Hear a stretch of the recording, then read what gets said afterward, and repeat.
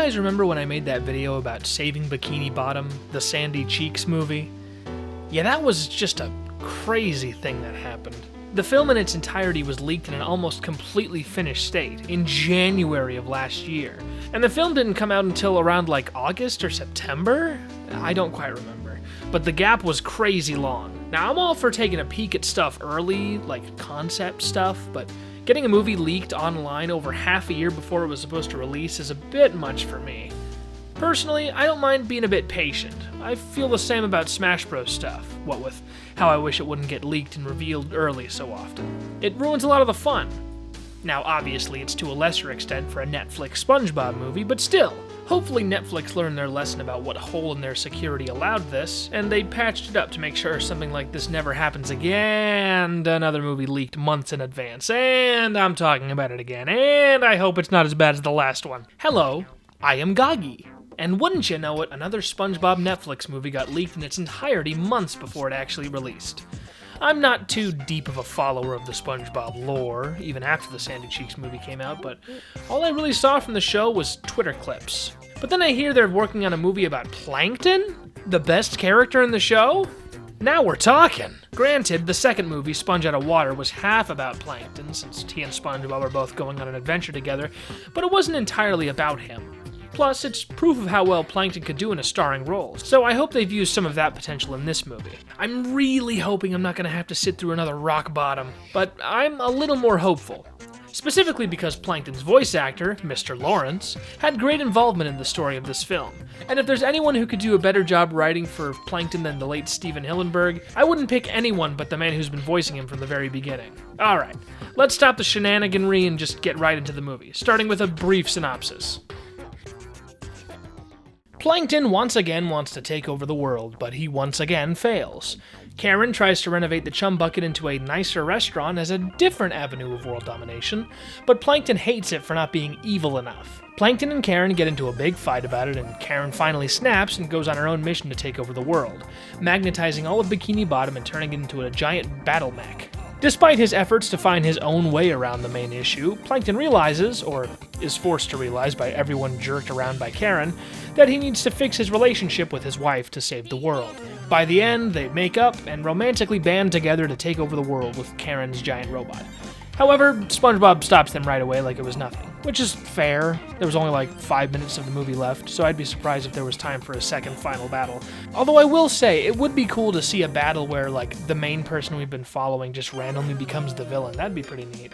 It's a pretty engaging plot. Well, as engaging as a SpongeBob Netflix movie could be. Despite being a more reserved idea compared to the Sandy Cheeks movie, the Plankton movie is far superior. And throughout the rest of the video, you're probably going to get sick of hearing me comparing both movies to reinforce that point. But it really needs to be made obvious. The Sandy Cheeks movie stunk. Interestingly, the Plankton movie feels a lot more SpongeBob than the Sandy Cheeks movie. It's a lot more involved in the world of Bikini Bottom, whereas the last one felt both less spongy and less Bobby. Granted, Saving Bikini Bottom was about Bikini Bottom being, stolen, so it couldn't really take place there, since it's a journey to the place it's been stolen to, but still. First, let's talk about the good stuff in the movie. This movie is very Plankton-focused, if you could believe it. In all seriousness, a movie focusing on probably my favorite character in SpongeBob thankfully gave me a lot of fun character moments, and interesting history involving Plankton and his awesome wife. A very lively and sarcastic duo, and their relationship gets a lot of focus in a dramatic sense. You can tell Mr. Lawrence knows a lot about these two characters, because he's able to do so much with them in so little time. It's also just genuinely a lot funnier than most of the other SpongeBob movies, from my memory at least. A lot of Plankton lore, like stuff about his family, how he ended up finding the Chum Bucket, and how he ended up making his own wife, which is a much weirder sentence when I say it out loud. And speaking of Karen, she spends most of the movie split into 3 different personalities with her evil form, and it's interesting to see the different aspects of her robo-personality, even if they don't do very much with them aside from using them as Karen's goons at the end. One of the amusing aspects of this movie is how it handles Plankton and Karen's hierarchy of evil.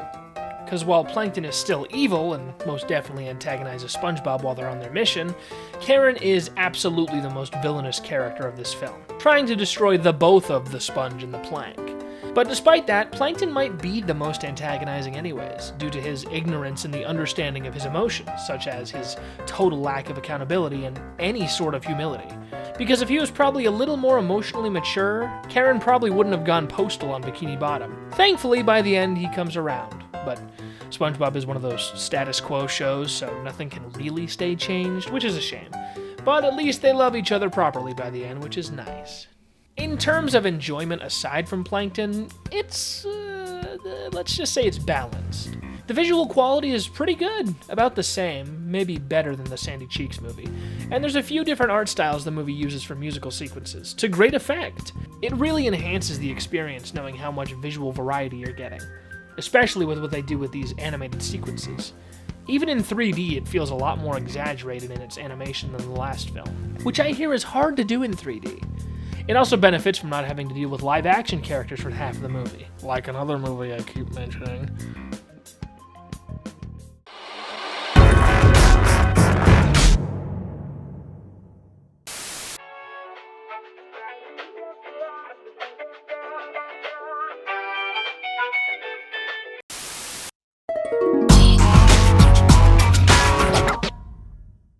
Speaking of musical sequences, it's a musical like the last one?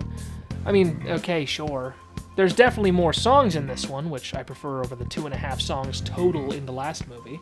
I'd rather have them go all in on the musical idea than half-ass it, especially since the songs in this movie are far more appealing to me. Plankton's theme from the show is a really solid song, and combining that melody with the more exaggerated nature of the newer seasons, it makes for some actually fun stuff to listen to. To make the difference a little more obvious, I actually remember the songs from this movie, even the Karen song, which I didn't really like. If I were to focus on anything else about this movie, I would say I enjoy the cast they focused on outside of Plankton and SpongeBob. All the characters they used look, act, and sound pretty good. It's nice that they have more of a chance to do more than a flanderized version of themselves. Again, another comparison to the Sandy Cheeks movie, but they tried to include every character in that one, but in doing so, they all had to be spread pretty thinly and act shallow due to the movie's short runtime. But for this movie, by focusing on a smaller pool of characters, you're able to get more out of them. Though I will say, it's interesting to see how little presence Patrick had until like the very end of the movie. And I'm pretty sure Squidward only had like one speaking line before the credits rolled. But I'd rather that than nobody get the spotlight. There's also a lot of cool callbacks in this movie, like Plankton's hillbilly family mentioned earlier, and many of Plankton's old inventions he has used to take the Krabby Patty secret formula, like his plane from Sponge Out of Water and the bucket helmets from the first movie. Those were really fun to see. I think the one issue with the movie I really noticed was the whole reason that the movie is able to start in the first place. Plankton's slight mischaracterization. It is only minor, but at the beginning of the movie he seems completely zeroed in on world domination via the Krabby Patty secret formula. But his priority was never world domination, I don't think. It was having customers at the Chum Bucket. The only time he really cares about world domination is in the movie. And even in the first movie, that's spurned from his envy of Mr. Krabs due to not having a single customer. Now granted, he pretty quickly leaves that weird exaggerated character once the first 10 or 15 minutes is done and over with, as the movie begins exploring his past with Karen. It's almost like Plankton is having a mental battle with a flanderized version of himself until the very end when they both combine and reconcile. Another missed opportunity, I feel, was just some sort of character arc with Mr. Krabs, due to how intertwined the two of the characters had been for the entirety of the show. I'm surprised he wasn't taken into consideration at all. Though they sort of retconned Plankton and Mr. Krabs being childhood friends, with Plankton's backstory of growing up with his hillbilly family exclusively until college, so I guess it makes sense. I just feel like there could have been some potential for some new ground to be broken between the two of them. It didn't stand out as a glaring flaw, so I'm not too bothered. That's about all, though. In summary, the Plankton movie is a great step forward compared to the Sandy Cheeks movie. It does a lot of things right, from a better executed concept, a smaller but better group of written characters, much less live action, and more fun songs. The movie in a vacuum is pretty good. Honestly, on par with Sponge Out of Water, which is a compliment compared to the SpongeBob movies coming after the second film. Granted, it's not better than the original, but having a movie as good as the second best SpongeBob movie isn't too bad. I think the only other character I'd want to have their own movie is Mr. Krabs, but that's besides the point. For Plankton, I am quite happy we got a whole movie dedicated to my favorite guy. any blink, I think it's about time for me to close this video out. So let me plug some stuff and show you some fun fan art. For those of you who don't know, I actually have a second channel now where I post all of my music, speed paints, outtakes from videos, stuff like that. It's called GOOSE's Golden Gallery, and it'll be in the description alongside my social medias like TikTok, Blue Sky, and Newgrounds. I post extraordinarily funny things on those, like my art and other creative thoughts. Worst case scenario, you don't follow me, and in that case, I'll eat a spoon. So no big. I also have a Discord server, the Honk House. That's where me, my friends, and all my viewers hang out and talk, share art, and occasionally have game nights and whatnot. It's great. Also, hey, consider becoming a headliner maybe. That's what I call channel members, because it sounds cooler. You get access to emotes on streams, first dibs on watching new videos, votes to decide on the priority of specific videos, a private channel in the Discord server, your name in the credits of videos alongside a doodle of your name. I don't know why I kept voicing as if there was more, that was it. To get that doodle, though, you'll have to join the Discord server to let me know how you'd like me to draw your head. Also, feel free to commission me for art, contacting me via Discord or Blue Sky or Twitter maybe. I've been short on money since I had to get my car fixed, so genuinely every little bit helps. Commissions are like the only reason I got my car fixed. If I didn't have people wanting me to draw art for them, I probably would still have a broken car right now. Finally, if you have any fan art of me you'd like to share, God forbid you put pen to paper to draw me, you should tag me in it on social media or post it in the channel of my Discord server, and I'll put it at the end of my videos in this little, presentation thing. You'll be credited, so don't worry about that. Alright, I think that's everything from me, so, let's close up shop. My name is Goose. I thank you very much for watching, and, have a big piece of ham today. I don't care if you prefer turkey. Ham is better. This is not up for debate because the video's over. Okay, bye!